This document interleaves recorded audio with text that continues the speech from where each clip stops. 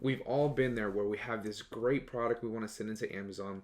You create a shipment and Amazon splits it up into multiple different shipments going to multiple different warehouses. You tell your supplier and they just aren't having it. They want to send everything to one warehouse. So what do? Well, it's actually very simple. I'm going to tell you what to do in this video.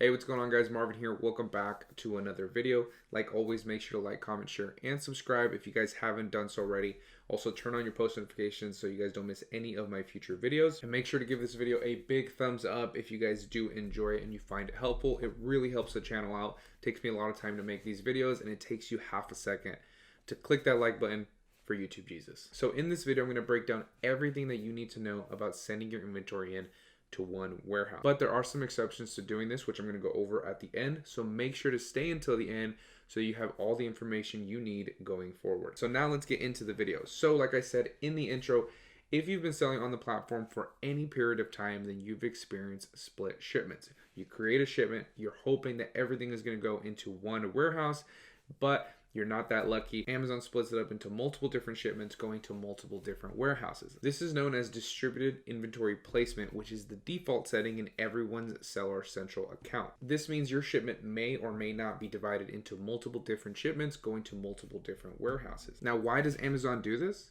Well, to with us, of course. No, but seriously, Amazon decides where your shipment's going to go depending on what you're sending in and where you're sending it from. Because Amazon doesn't want to have too much of one product in one location, they want to spread it out throughout the country. So regardless of where the customer is, they're able to fulfill their shipment promise to the customer, regardless if they're in California, if they're in Texas, if they're in Florida, it doesn't matter. Because they spread out their products throughout the entire country by doing this distributed inventory placement, they're able to fulfill the orders regardless of where the customer is, which makes complete sense, but there is going to come a time where you want to send everything to one warehouse.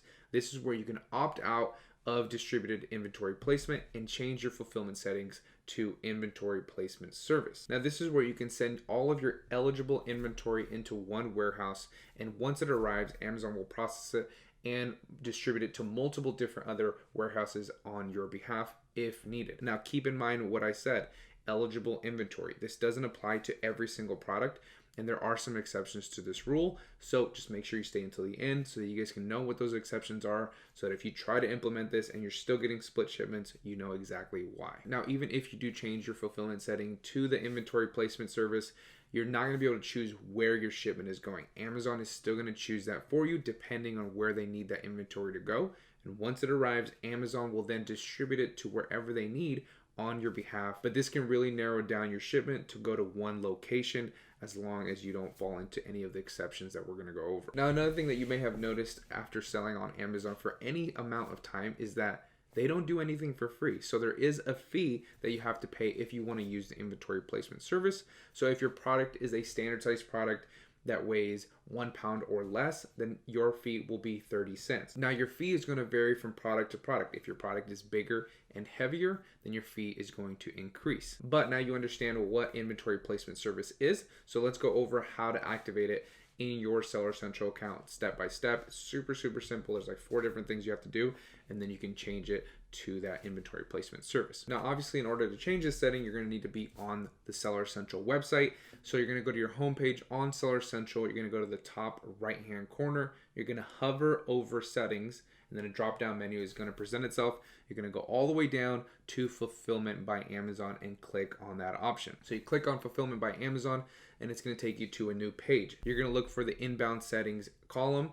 Once you're on the inbound settings column, you're going to go all the way to the right hand side and you're going to click on edit. Once you click on edit on the inbound settings, you're going to be presented with a couple of different options. You're going to be presented with distributed inventory placement or inventory placement service, and you can just check whichever box you want. You check the inventory placement service if that's what you want to use at the moment, and then you scroll down and you click update, and that's it. Your settings have been changed for any of your future shipment. Now, after you've changed this inbound setting, it's going to affect every future shipment while that setting is turned on. Okay, so none of your current shipments will be affected. So it's important because if you have a current shipment and you want to send it all to one warehouse, but you've already started that shipment, then you need to delete that shipment and create an entire new shipment plan now that the setting has been turned on.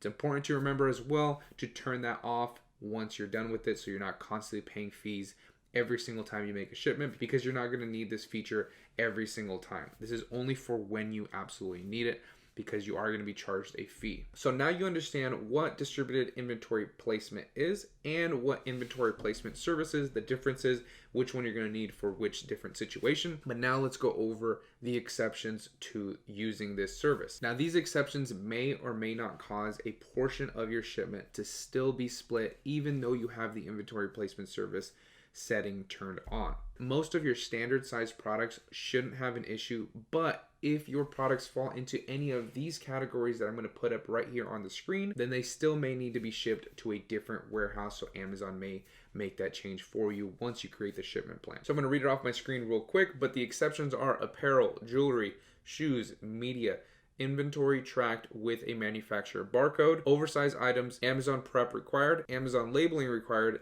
and hazardous materials. So you can still use this service, but if your product falls under any of these categories that are up on the screen, then they still may need to be shipped to a different location. Now we're trying to use this service so that we can ship directly from our supplier to the Amazon warehouse without having to ship it anywhere else in between. But if you don't know the process of going to your supplier and having them ship your inventory directly to the Amazon warehouse, then I invite you to watch the video up on the screen where I'm going to break down the entire process for you so you have a better understanding of what the process is, so that you can streamline everything that you learned in this video to make it as effective as possible. So again, all you have to do is click the video on the screen and you'll get started.